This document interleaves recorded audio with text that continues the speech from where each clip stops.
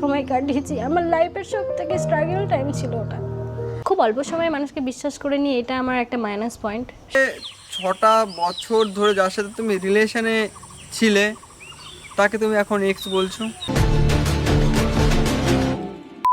Hello বন্ধুরা, video title এবং thumbnail দেখে তোমরা বুঝতেই পেরে গেছো যে আজকের এই ভিডিওতে আমি কি বিষয়ে আলোচনা করতে চলেছি। আজকে আমি আলোচনা করতে চলেছি প্রীতির এক্স বয়ফ্রেন্ডের, অর্থাৎ এর সম্পর্কে আজকে তোমাদের সাথে আলোচনা করতে চলেছি।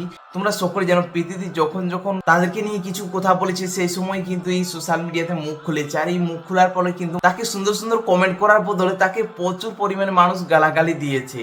আসলে তাকে গালাগালি দেবে না কেন? কারণ তার প্রতিটা কথা এমন ভাবে তুলে ধরে তাকে গালি দেওয়াটা স্বাভাবিক ব্যাপার। তো কি তো বলেছে চলো সেটাই তোমাদের সাথে শেয়ার করি, আর আজকে তার কি অবস্থা সবটাই তোমাদের সাথে শেয়ার করবো। দিদি নাকি তার উপরে থানায় গিয়ে এফআইআর করেছে, তোমরা ভিডিওটা দেখতেই পাচ্ছ। তো কি সব হয়েছে চলো সম্পূর্ণটাই তোমাদের সাথে শেয়ার করবো। প্রথমত সে ঠিক আছে, বলছে মানুষটা যখন বললো ডিপির কথা, ডিপি থেকে সরিয়ে দেবো। সেই মানুষটা বললে আমি ডিপি চেঞ্জ করে দেবো।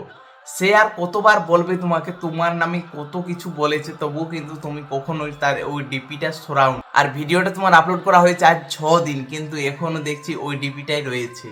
আরেকটা কথা কি বলছে তোমরা শুনো।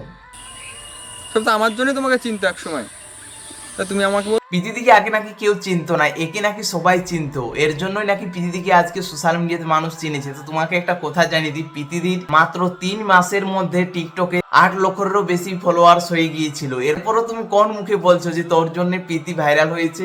আরেকটা কথার আমি তো কোনো লজিকই বুঝতে পারছি না, তোমরা কথাটাই শোনো। 6টা বছর ধরে যার সাথে তুমি রিলেশনে ছিলে তাকে তুমি এখন এক্স বলছো। 6 বছর রিলেশনশিপে থাকার পরও তাকে কেন এক্স বলছে? আরে ভাই, যার সাথে সম্পর্ক নেই তাকে তো এক্সই বলে। মানে তার কথাবার্তার মধ্যে কোনো লজিক খুঁজে পাবে না, সেই জন্য আজকে মানুষ তাকে এত গালাগালি দিচ্ছে। কি কি বলছে চলো তোমাদের সাথে শেয়ার করি। মানুষ এত পরিমাণে তাকে কমেন্টে রোস্ট করেছে যে কি বলবো। স্ক্রিনে দিয়ে দিচ্ছি, দেখো। একজন যেমন কমেন্ট করে জানিয়েছে, প্রীতির ভিডিওটা আমি দেখেছিলাম, মেয়েটা সত্যি কোথায় বলেছিল, সবাই মিলে মেয়েটাকে হিংসা করে শেষ করে দিল। সত্যি বলতে এই সমস্ত সম্পূর্ণটা হয়েছে হিংসার জন্য। অন্য একজন কমেন্ট করেছে, এক্স সবার থাকে কিন্তু ফালতু এক্স জীবনে দেখিনি। মানে তোমার ভিডিওতে তোমাকে এরকম কথা বলছে কেন, তুমি ইতিমধ্যে বুঝতেই পারছো।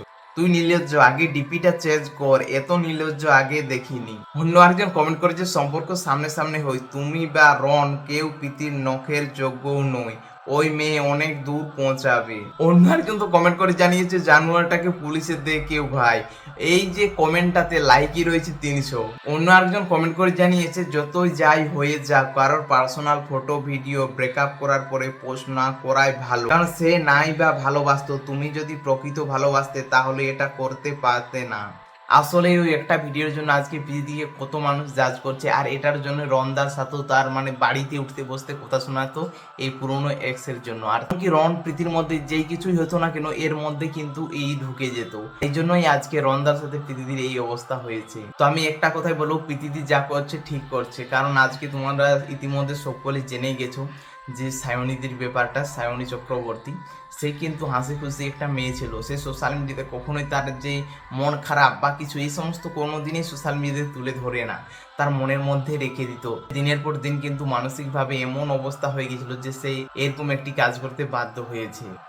এক্ষেত্রে প্রীতিদি যেহেতু আমাদের সাথে তার দৈনন্দিন জীবনটা শেয়ার করে, এমনকি তার খারাপ পরিস্থিতিগুলো মোটামুটি সে 60% না হলেও সে কিন্তু 40% মতো শেয়ার করেই থাকে। সেই জন্য কিন্তু তার মনটা অনেকটা হালকা হয়ে যায়। তারা মানুষের এত সুন্দর সুন্দর কমেন্ট শোনার পর সত্যি তার ডিপ্রেশন সমস্ত কিছুই চলে যায়। তাই আমি একটা কথাই বলবো, ডিপ্রেশনে যারা রয়েছে তারা কিন্তু তোমার যাকে মনে হবে যে একে কথাটা বলা ভালো, তাহলে অবশ্যই বলবে, কারণ মনের মধ্যে চেপে রাখলে তোমার ডিপ্রেশন আরো বাড়বে। কারণ সায়নীদিকে আমরা দেখেছিলাম, সেই দিনের ভিডিওতেও দেখেছিলাম, সে কিন্তু খুব সুন্দরভাবে ভিডিও উপস্থাপন করেছিল। কেউ বুঝতেই পারেনি যে তার মনের মধ্যে কি চলছে। এমনকি তার মা তো বান্ধবীর মতো মিশত, মাকেও সে কোনো কথাই জানায়নি।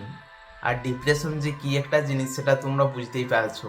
তাই আমি এটাই সাজেস্ট করবো, যারা সোশ্যাল মিডিয়াতে থাকো তোমরা সম্পূর্ণটা না শেয়ার করলেও কিন্তু 40% শেয়ার করো, দেখো তারপর মানুষের কাছ থেকে যে তুমি ভালোবাসা পাবে, একটু সুন্দর সুন্দর কমেন্ট পাবে, তাই এগুলো তুমি দেখার পর অবশ্যই তোমার মন থেকে ডিপ্রেশন নামক বস্তুটা চলে যাবে। তবে আমি জানি না প্রীতির এক্স বয়ফ্রেন্ড একে কি এমন গালাগালি দিলে প্রীতির সাথে তার এই ডিপি বা ভিডিওগুলো ডিলিট করে দেবে, আমি সত্যি জানি না। তোমরা যদি কিছু জেনে থাকো তো অবশ্যই কিন্তু কমেন্টে জানাবে।